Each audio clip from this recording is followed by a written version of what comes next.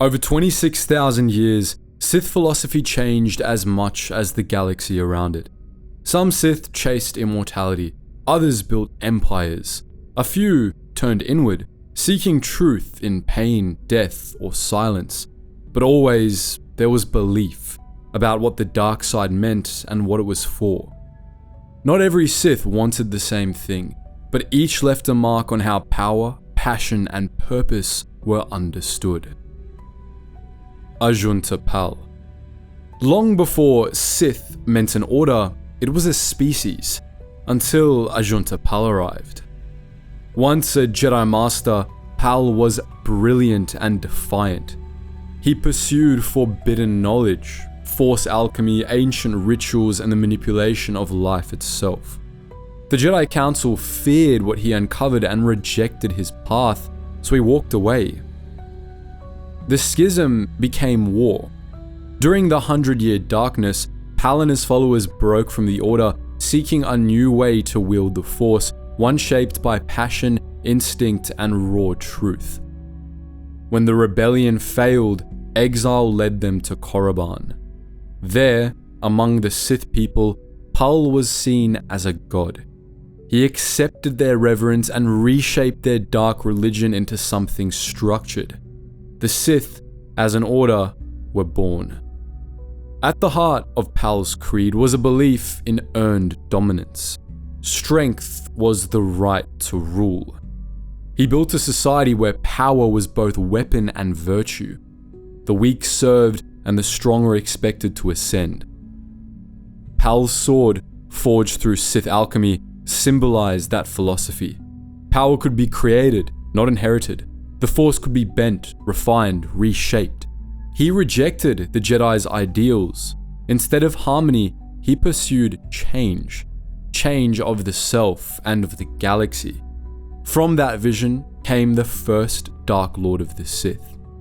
Pall's empire would rise and fall, but his ideas about strength, passion, and the right to command would define the Sith for generations to come. Tulak Hord. After Ajunta Pall laid the foundation, Tulak Hord expanded it through conquest and codification. Rising in the early Sith Empire, Hord became known as the Lord of Hate, a master duelist and warlord who led campaigns that claimed over 100 worlds. His military victories spread Sith control across new systems, including the Dromund caste system, and his name became associated with precision and discipline in war. Hord buried his teachings behind lethal trials and traps, most famously in his tomb in the Valley of the Dark Lords. His holocrons and scrolls were locked behind puzzles and sealed chambers, accessible only to those who could survive them. He studied Sith sorcery and alchemy in depth, using rituals that drained the life from his enemies and binding knowledge into long-preserved artifacts. Some of his techniques were later passed down through hidden caches, later discovered on worlds like Balmorra and Korriban. Hord's legacy lived on in the records he left behind and the systems he helped shape.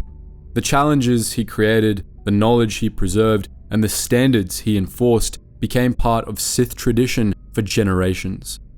Where Pall opened the path, Hord reinforced it. One tomb, one ritual, one conquest at a time. Marka Ragnos. Marka Ragnos ruled the Sith Empire for over a century, longer than any Dark Lord before him.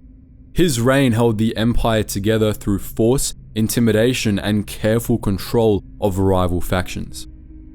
He seized power by defeating challengers and enforced unity with absolute authority.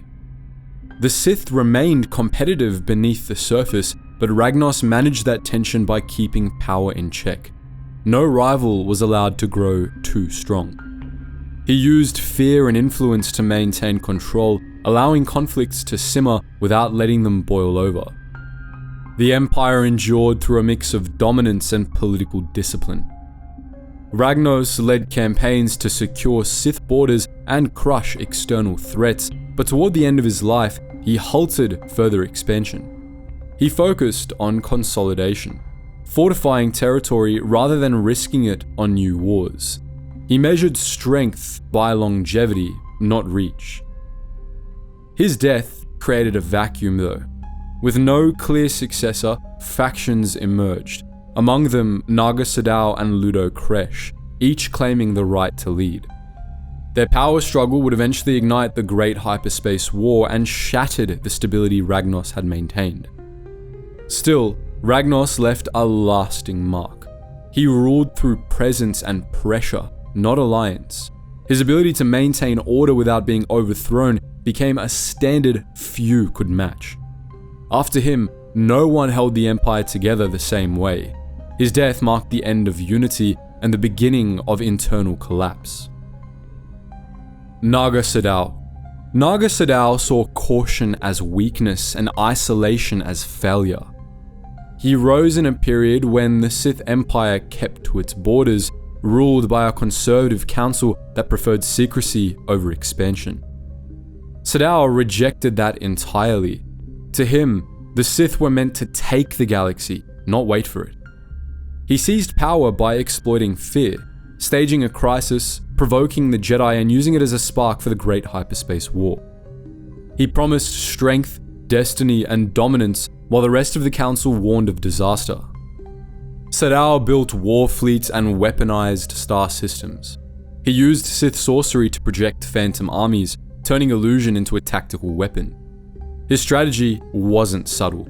He sought to overwhelm, not just with firepower, but with fear and spectacle. For a time, he succeeded. Republic forces faltered and Sadow pushed deep into enemy space. But the success was short-lived. His illusions collapsed and his allies turned on him. The Republic struck back and the Sith Empire cracked under the weight of his ambition. Sadow escaped to Yavin 4, where he spent his final years in exile, surrounded by temples of his own making, studying and waiting for a return that never came. Despite his defeat, Sadow's vision endured. He proved that the Sith could challenge the galaxy on a massive scale. His belief in conquest over concealment would shape Sith thinking for generations, even as his own empire fell apart behind him. Ludo Kressh. Ludo Kressh argued that the Sith Empire had nothing to prove. While Naga Sadow pushed for war, Kressh warned against it. He viewed unchecked ambition as a threat to everything the Sith had secured. Expansion, in his view, invited unnecessary risk. A traditionalist, Kressh advocated for stronger defenses, disciplined governance, and strategic restraint. The Empire, in his eyes, was already powerful. Risking that on Sadow's campaigns was reckless. When Sadow staged a crisis to trigger the Great Hyperspace War, Kressh recognized the manipulation. He accused Sadow of using the Empire to serve personal ambition and took steps to stop him before more damage could be done.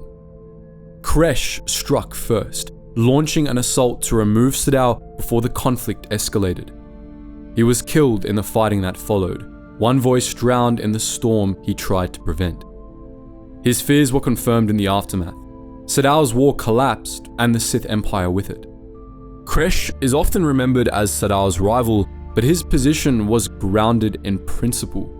He defended the existing order and believed power meant knowing when not to use it.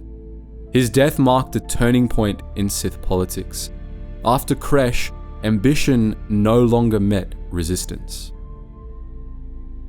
Exar Kun.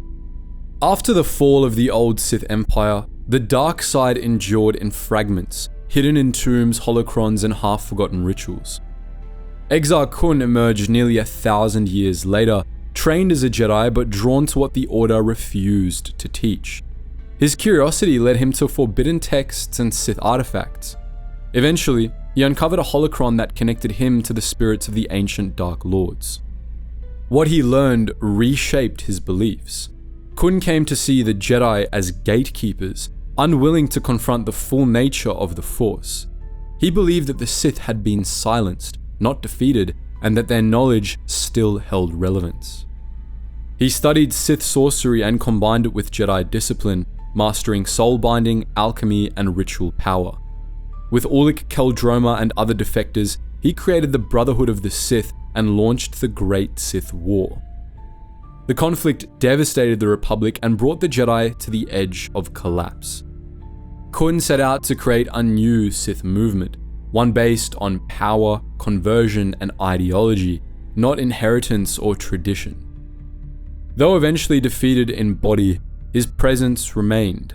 Trapped within a temple on Yavin 4, Kun's spirit continued to influence those who sought out Sith knowledge. His impact didn't fade with death.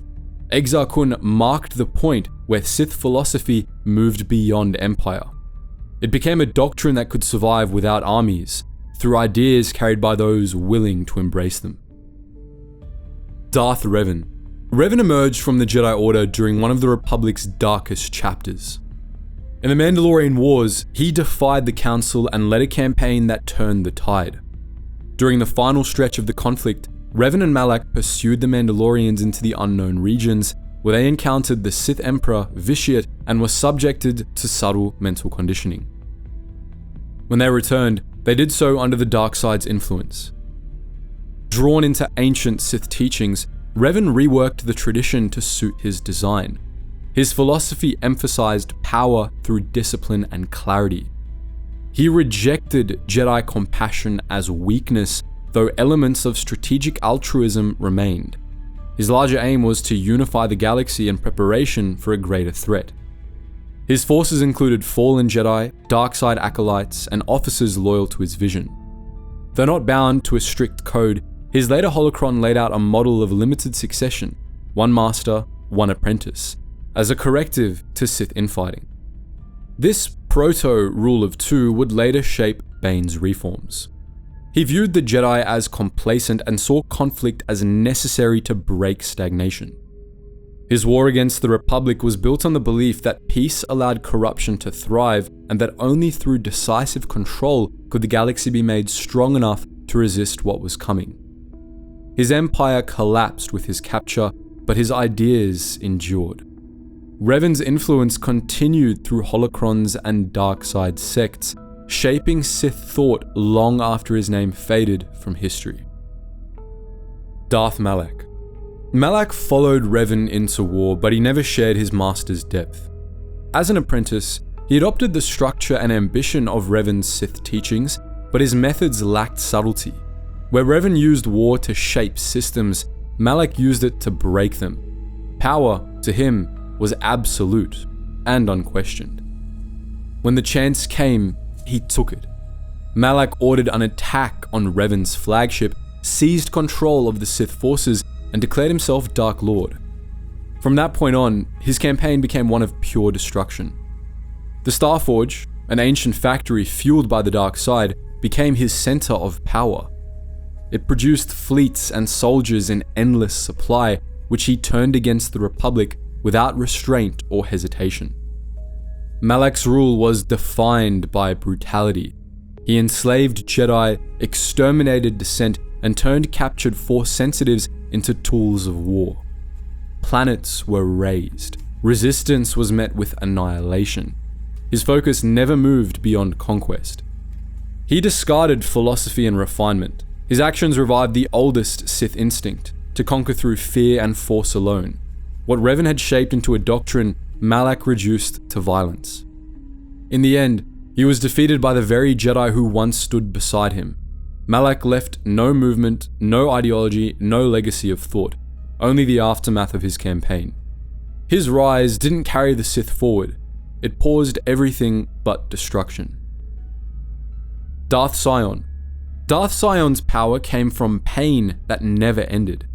Wounded during the War of Exar Kun, he was left to die on the battlefield, but through agony, he found something the Jedi never taught. Pain could be used. It could hold the body together when nothing else would. His wounds never healed, but he did rise again.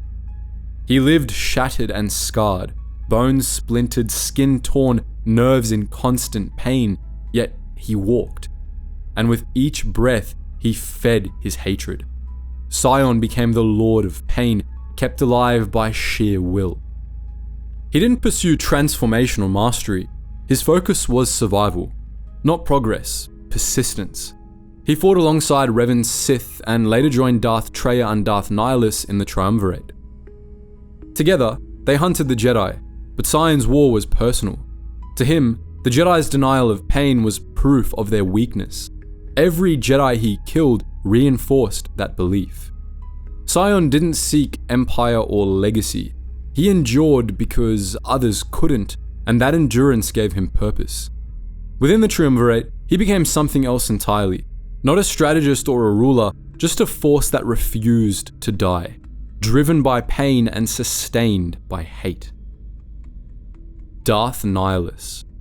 Darth Nihilus consumed everything he touched. He was once a survivor of Malachor V, one of many caught in the blast of the mass shadow generator. Whatever name he had before was lost. What remained was hunger. Not ambition or desire, but hunger that fed through the Force itself. He became a living wound, hollowed by pain and sustained only by what he could draw from others. He no longer lived in any human sense. Cloaked in robes and a featureless mask, Nihilus spoke in a layered Sith dialect only Force sensitives could partially understand. His presence was enough to drain life from entire populations. Planets like Qatar died in silence.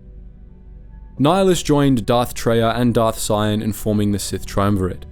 Unlike his peers, he moved with no guiding belief, only a need that pushed him forward. He commanded the Ravager, a ruined warship held together by the Force, and led fleets through proxies like Visas Marr. His hunger set the course. He destroyed Qatar, but he spared Visas, binding her through the Force. She became a servant and a reflection of what he had taken. Her account revealed the truth. Nihilus was beyond reason. He couldn't be bargained with or redirected. He only moved toward his next source of life. He didn't conquer, he emptied. Nihilus embodied what the dark side becomes when taken to the extreme. A force no longer guided by choice or belief, but by need. A being so consumed by power, it left nothing human behind. Darth Traya. Darth Traya followed a path shaped less by conquest than by reflection. Once known as Kraya, she was a Jedi Master and Revan's former teacher. After his fall, the Jedi Council exiled her, blaming her for the war and its consequences. That rejection led her to Malachor V, a place scarred by suffering where she began to question the foundations of the Force itself. To Traya, the Force shaped events without consent, guiding history through cycles of belief, betrayal, and collapse. She saw no wisdom in it, only control. She adopted the title of Darth Traya to reflect her philosophy. She believed betrayal could strip away illusion. Suffering brought clarity. Doubt opened the way to truth. She trained Darth Sion and Darth Nihilus to destabilize the systems she believed were broken. When they turned on her, she let them go, and later turned against them when their usefulness ended. Traya's vision was extreme, to cut off the galaxy's connection to the Force entirely. She saw it as a chain that bound all living things to conflict and false choices. Her teachings were harsh, often cruel, and deliberately unsettling. They were designed to break assumptions and force reflection. Rather than using Sith methods as a tool of domination, she used them for provocation. In the aftermath of Revan and Malak, when the galaxy was fractured and faith in the Force was fragile, Traya's philosophy stood as a direct challenge. Not to rule, but to question whether the game itself should end. Darth Malgus. Darth Malgus didn't care for politics. He believed war stripped away illusions. As a warrior of the renewed Sith Empire, he rose through frontline combat. His most notorious act came during the Great Galactic War, when he led the assault on Coruscant and sacked the Jedi Temple. The attack sent a clear message: the Sith had returned in force. To Malgus, conflict was the galaxy's natural state. Peace made people soft. War sorted the strong from the weak. He embraced the core Sith ideals: domination, strength, survival, but saw his own empire as compromised by arrogance and stagnation. He had no patience for the Dark Council or its endless maneuvering. Victory mattered more than rank. Tradition meant little if it shielded the unworthy. That conviction led him to turn on the Emperor in open rebellion. Malgus imagined a new Sith order, led by those who had earned their place through battle, not politics. His uprising failed, but his goal remained the same: replace a crumbling structure with something forged through combat and tested in fire. His creed was stripped down and brutal. Strength was earned through trial. Those unwilling to fight had already lost. He didn't argue theory or legacy. Every battle was a test. His record was proof enough of what he believed. Darth Marr. Darth Marr stood apart from the politics and posturing that defined much of the Sith Empire. From the final battles of the Great Galactic War through the Cold War's darkest years, he served on the Dark Council with one focus: preserving the Empire. He had no interest in personal gain. His loyalty was to the Sith as a whole, and he carried that weight through war, attrition, and internal decay. He saw life as a constant trial. Life is the enemy, he once said, and he meant it. Death wasn't something to avoid, it was something to accept when the cause demanded it. Marr kept his distance from the usual Sith power games. He focused on defense, command, and training, each chosen to strengthen the Empire for the wars still to come. Strength was earned in battle. Nothing else mattered. Even as the Republic recovered and Sith numbers dwindled, Marr held the line. He believed in unity, in endurance, and in facing hard truths. He knew the Empire was weakening, but chose to stand firm rather than walk away from it. His views leaned conservative, but they were shaped by realism, not tradition for its own sake. The Empire, in his mind, needed clarity and discipline to hold together. In the end, Marr chose death over submission to a power he couldn't trust. He died standing, refusing to kneel to Valkorion. He wasn't a reformer. He held to what still served the cause and proved that conviction could be its own form of strength. Darth Jadus. During the closing phase of the Great Galactic War and through the Cold War that followed, Darth Jadus emerged as one of the most feared and enigmatic figures in the Sith Empire. As a member of the Dark Council, he avoided battlefield command. His influence came through the sphere of intelligence, where he relied on fear, surveillance, and absolute control to maintain order. The Ministry of Intelligence became his instrument, reshaping the state around silence and obedience. Jadus saw loyalty as something to be imposed at the root. Stability meant removing the possibility of dissent before it could take shape. He viewed the Empire's decline as a product of infighting and selfish ambition. His answer was transformation, a Sith order governed not by strength in combat, but by information, influence, and psychological control. Internal purges, thought monitoring programs, and covert manipulation weren't excesses. They were his doctrine. That vision came to a head with the Dominator plot, Jadus's plan to bombard Cast City and assume total control. It failed and he vanished. Imperial archives list him as missing, presumed dead, though rumors persist. Some believe he escaped and now moves unseen, gathering strength in the shadows. Rather than leaving an empire, he left a legacy of fear. His name became shorthand for Sith extremism, where domination no longer came from individuals, but from institutions built to suppress. In the broader arc of Sith history, Jadus represented a turning point. His vision was ruthless, methodical, and ultimately unsustainable. A state built to watch everything can't stand forever. Darth Vitiate. Born as Tenebrous, later known as Vitiate, he outlived entire empires. His reign spanned centuries, not because of conquest alone, but because of his obsession with immortality. For him, the Sith weren't an order, a culture, or a people. They were a means to an end. His philosophy was stripped of ideology. Vitiate believed in only one thing: power that endured forever. Life, death, war, faith, none of it mattered except as fuel. In secret, He orchestrated conflict on a galactic scale, engineering the deaths of billions to feed a ritual that would make him immortal. He drained planets, devoured populations, and hollowed out entire worlds. His wars were fought for energy rather than territory, and the destruction was never the point. The aftermath was. Vitiate twisted the Sith Empire into a machine for his own transcendence.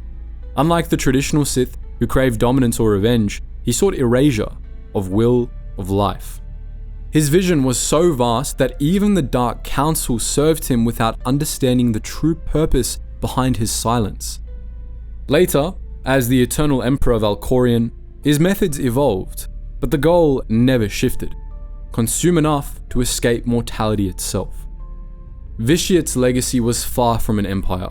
It was entropy in disguise, a long, slow unraveling of life beneath the weight of a single immortal will. Where other Sith sought power in the present, he reached for a future where only he remained. To the galaxy, he was a shadow across centuries. To himself, he was the final truth, that all life must end so that his could continue. Darth Ruin. Once known as the Jedi Master Phanius, he broke from the Order around 2,000 years before the Battle of Yavin and reignited the Sith with a doctrine built on rejection. Every ideal, unity, duty, loyalty was discarded. His creed centered on self-interest. Brotherhood meant nothing.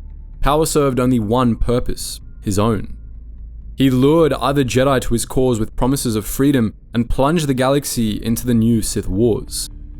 Ruin didn't fight for belief or cause, he fought to serve his own desires. His philosophy could be described as solipsist. Solipsism asserts that only one's own mind is certain to exist. In that sense, he saw no value in tradition or structure. The Force was a means, and people were either useful or in the way. Temples tied to his legacy still bear what's called the Creed of Ruin, a chilling reflection of his belief that only his will mattered and only he existed. Even those who served him were disposable. As chaos spread, his followers turned on him. The instability he embraced eventually consumed him. To later Sith like Darth Bane, Ruin's rise and fall was cautionary. Without structure, raw power turned inward. The Sith didn't grow stronger, they shattered. Ruin left no foundation behind. What he unleashed scattered into 100 directions with nothing to bind it. And for a century afterward, the galaxy paid the price. Skere Kaan. Skere Kaan believed the Sith could survive through collective will, and for a time, he nearly made that idea real. Once a Jedi Master, Kaan defected around 1,000 years before the Battle of Yavin during the new Sith Wars. Disillusioned by Jedi dogma and convinced the Sith had lost their way, he formed the Brotherhood of Darkness, a collective of Sith Lords who shared power, made decisions together, and fought with a single purpose: to destroy the Jedi Order. He rejected the old tradition of a single Dark Lord and instead declared that every member of the Brotherhood held the title of Sith Lord. He called it unity, others called it chaos wearing a robe. Kaan's Brotherhood grew fast though, swelling to over 100 lords. For a while, they outmaneuvered the Jedi and reclaimed lost territory. But the cracks showed early. Petty rivalries simmered under the surface. Without a clear chain of command, ambition bled into strategy. By the time they reached Ruusan, the Brotherhood was fragile. Kaan, desperate to end the war, unleashed the Thought Bomb, a ritual intended to obliterate the Jedi. It worked, but it consumed him, his lords, and everyone else nearby. To the Jedi, Kaan was a fanatic. To Darth Bane, he was a failure. His Brotherhood proved that shared power among Sith only delays the inevitable: betrayal, collapse, and ruin. Darth Bane. Darth Bane was born in the final years of the new Sith Wars. He was instrumental in the final fall of the Brotherhood of Darkness. In his mind, they destroyed themselves. He believed the Sith failed because they spread their power too thin. Too many rivals, too many distractions. His answer was the rule of two: one master, one apprentice. Power passed only when the apprentice became strong enough to overthrow the master. No more titles shared, no more collectives, just one line, focused, ruthless, and deliberate. Bane saw the old ways as broken and rebuilt the Sith from the ground up. He kept the core, passion, strength, domination, but gave it structure. His creed demanded merit. The weak would fall, the strong would rise, and the Sith would vanish from sight, growing in secret until the galaxy was unprepared to face them. Bane cut the Order down to its sharpest edge. No banners, no army, only survival, control, and patience. His line would remain hidden for 1,000 years, and when it emerged, it would be ready. Darth Zannah. Where Bane shattered Sith tradition, Zannah buried the pieces and made sure no one could find them. Chosen as Bane's apprentice, Zannah perfected the rule of two. Where Bane was brute force and doctrinal revolution, Zannah brought subtlety, discipline, and long-term thinking. Her loyalty was forged in fear, pain, and precision. She trained under Bane and believed fully in the rule of two, that power should pass only through strength and that secrecy was the shield that would keep the Sith alive. When the time came, she killed her master. Her survival proved her worth, and with that, she became the new Dark Lord. Zannah took no throne and she faded into obscurity just as the rule demanded. But in the shadows, she preserved everything. She trained one apprentice, safeguarded Bane's holocrons in remote warded caches, and ensured their wisdom would pass only to her chosen successor. Her tools were illusion, misdirection, and patience. Zannah, like Bane, didn't need followers. She needed silence. Her vision of the Sith was about endurance, about letting the galaxy forget, so the Sith could return when it was weakest. Her belief was simple: the future belonged to those who could wait for it. Zannah ensured the Sith wouldn't vanish, and in doing so, she locked the rule of two into place for the next 1,000 years. Darth Cognus. Darth Cognus inherited the rule of two without doubt or revision. Trained as a Sith assassin, she'd spent her life in the shadows.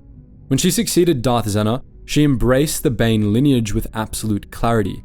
One master, one apprentice, no exceptions. Cognus lived the rule of two as structure. The Sith had nearly destroyed themselves through excess. Her purpose was to ensure that never happened again. She believed in tight secrecy. Power would pass in silence. She trained her apprentice, Darth Millennial, with care, but when his ideas strayed too far from tradition, she let him go. To preserve the line, she followed the code exactly. Loyalty to the system over attachment to any individual.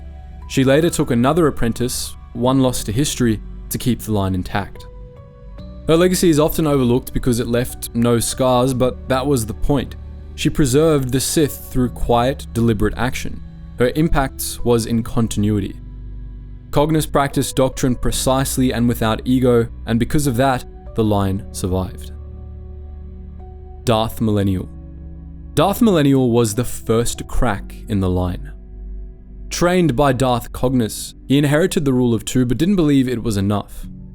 While his master followed Bane's doctrine without deviation, Millennial grew restless. He questioned the structure, he questioned the limits, and finally, he walked away. He believed that power could be spread, not just transferred, that prophecy mattered more than secrecy. Where Cognus saw safety in discipline, Millennial saw stagnation. He turned to ancient Sith teachings and mysticism, eventually founding his own splinter order, the Prophets of the Dark Side, based on Sith prophecy and authoritarian theocracy. Millennial didn't leave out of impulse. His break came from conviction. He believed the Sith needed more than a single master and apprentice. They needed followers, a wider base, and a framework that could guide belief and action. In his eyes, the future would be shaped by structure and doctrine, not by secrecy alone. Cognus let him go, refusing to let his views fracture the lineage. Millennial fled to Dromund Kaas, where he gathered disciples and built his order independently. The rule of two continued through another apprentice, while Millennial's ideas took on a life of their own. Though he broke from the line, he didn't destroy it. The rule endured, but his defection marked a turning point. It proved that even with Bane's rigid system, philosophy could diverge, and from that divergence, new dark side traditions could grow. Darth Gravid. Darth Gravid is remembered less for what he taught and more for what he feared. A Sith Lord in the Bane lineage, Gravid was trained under the rule of two and expected to uphold it. Outwardly, he did, but over time, his focus shifted. He became convinced that the dark side, left unchecked, was destroying the Sith from within, driving them toward madness, obsession, and extinction. Rather than abandon the Sith, he tried to reshape them. Quietly, he began studying Jedi philosophy, balance, restraint, even compassion. He believed that by fusing these with Sith teachings, the Order could be perfected and strengthened against its own self-destructive nature. Eventually, his doubts turned to action. In secret, Gravid began destroying ancient Sith texts, holocrons, and rituals. Entire laboratories and archives were lost.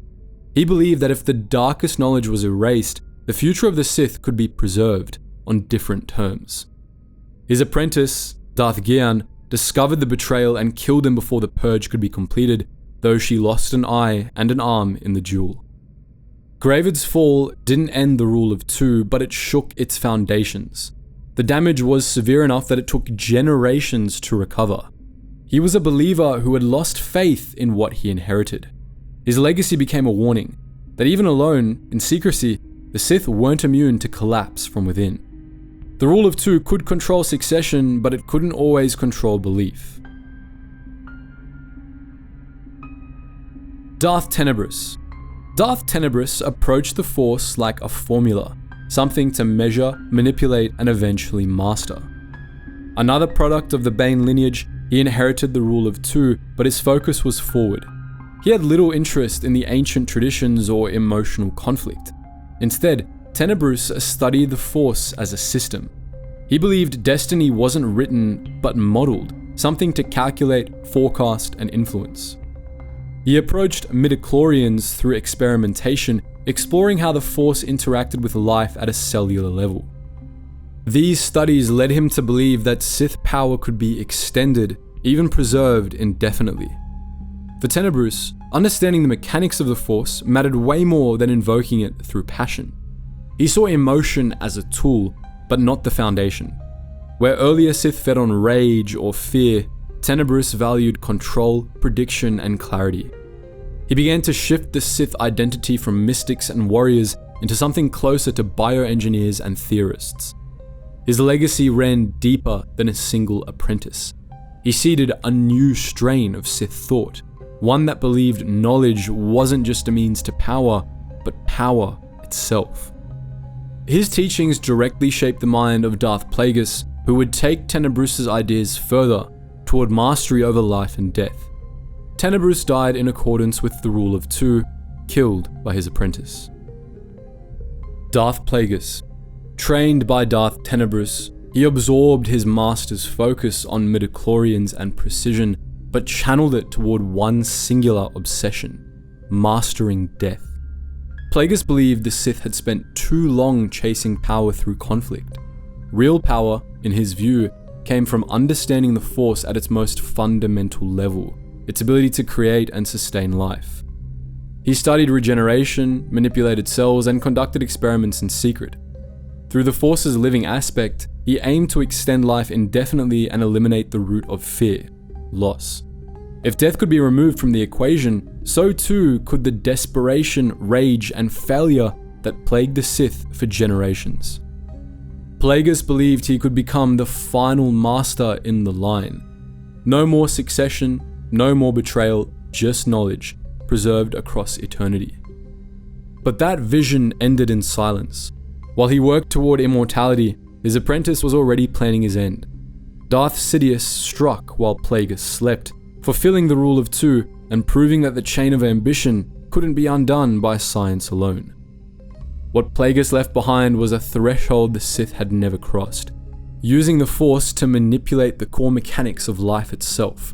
His legacy lingered in Sidious's later experiments, and in the Sith belief that death, like all things, could be controlled.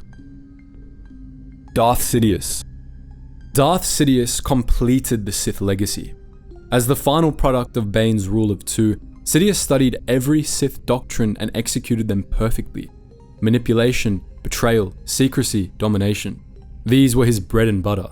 Where others had sought to conquer the galaxy, Sidious set out to rewire it. His philosophy revolved around inevitability. The dark side, to him, wasn't one half of a cosmic balance, it was the natural order. Jedi restraint was a lie, the Republic a failed experiment. Sidious believed that history bent toward power, and he intended to be the one holding the Ark in place. He orchestrated the fall of the Jedi without raising a blade.